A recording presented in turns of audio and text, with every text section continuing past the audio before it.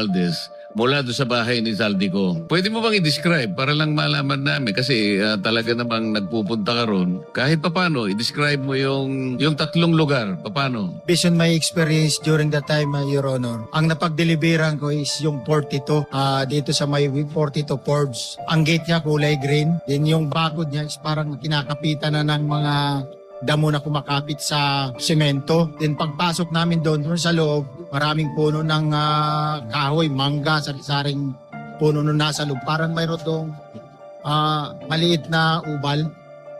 Doon kami nag-i-stay pa during time na binababa na namin yung mga luggages na yon.